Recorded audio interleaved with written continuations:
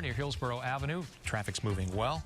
58 degrees right now, much more comfortable this morning weather-wise. We'll get an update on both those from Shay and Meredith coming up in just a moment.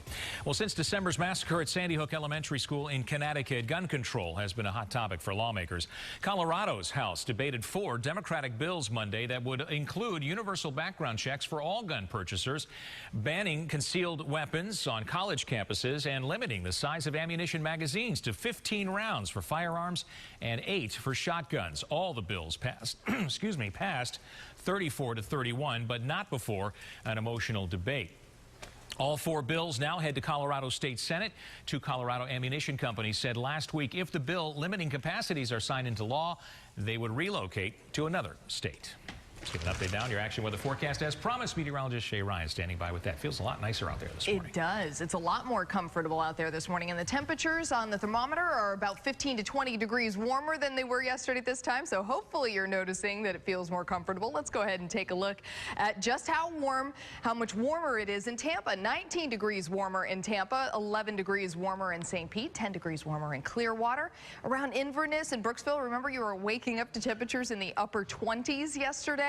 Well, it's definitely more comfortable there now. As we take a look at our temperatures, we've got 41 in Inverness, 46 in Brooksville, 50 in Lakeland, as well as Arcadia, and 50 in Sarasota. On the satellite and radar composite, we do have a frontal system that is moving across much of the U.S. from the Great Lakes on through the panhandle of Florida today. And that is going to bring some showers and possibly a few isolated thunderstorms as well to the southeast. But in our area, we're just getting a little extra cloud cover out of it. You can see it here this morning. As the system continues to develop and get a little closer to us, we're going to see the rain really tapering off. It really wrings itself out throughout the day, and it moves across Tampa overnight. So if we see a sprinkle or a light shower, you probably won't even notice it. And then tomorrow morning when you wake up, 8 o'clock, the clouds are mainly in our southern counties around Manatee and Sarasota, as well as Highlands counties. And then as we look off to our west, we've got another storm brewing. This one, I think, is going to cause more travel concerns than the front that is currently moving across most of the eastern part of the U.S. There's going to be heavier snow off in the plain states, and there's also going to be some heavier rain further through the southeast. So again, we'll keep an eye on that, but that's mainly going to be creating an issue on Friday and then possibly into Saturday. Then it might bring us a slight chance for rain on Sunday. As we take a look at our temperatures, we're at 77 as a high today, down to 73 behind this front tomorrow, but then right back up to 78. And then we're in the 80s for the weekend. So temperatures go right back to above average. Didn't take long for us to warm up. Now, did it, Meredith? No, it sure didn't. Thanks, Shay. Hey, let's show you I-75 through the Brandon area. Good morning, Brandon. We are looking north, and you can see school buses. Those are the flashing lights hitting the road. No delays there. Let's show you 75 out of Pasco into Hillsborough County. Also quiet so far from 54 in Wesley Chapel in through I-4. It's a 17-minute trip right now. 275 also up to speed. Apex through I-4 to the West Shore area. Less than a 20-minute drive. Your bridges are quiet. And here's a look at some actual speeds right now on 275 through Pinellas County. Cruising at 74 miles per hour as you make your way toward downtown St. Pete.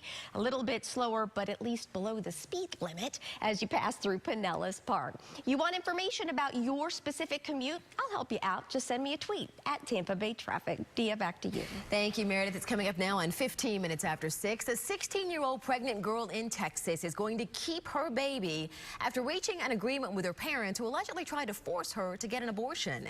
She asked for an injunction to keep her parents from using threats to get her to terminate her unplanned pregnancy. Well, after a meeting with attorneys, the girl's parents agreed to let her carry the baby to full term and also gave her permission to marry the baby's father. Her boyfriend says the battle has been painful for everybody involved. Emotionally and stressfully, it's been tough. We've had fights and arguments over all of this and what's going to happen next because her parents are very unpredictable of what they've been pulling. And the girl's parents are denying the allegations in the lawsuit and call this case baseless. In California, a woman is claiming that she was fired for having premarital sex. Terry James was a financial aid specialist at San Diego Christian College until she was let go 6 months into her pregnancy. Well, adding insult to injury, her then boyfriend, who is now her husband, was offered a job there even though the school knew that he was the father of her baby. Well, now she's filing a gender discrimination lawsuit against the school. HR director indicated that she was not being fired because she was pregnant. Instead, he stated that she was being terminated because she had premarital sex. I feel like what Sandview Christian College did to me was hurtful and unchristlike. I was unmarried, pregnant woman, and they took away my livelihood. The school says all job candidates must sign a morality contract before they're hired. It says sexually immoral behavior, including premarital sex, adultery, and homosexuality, are not allowed.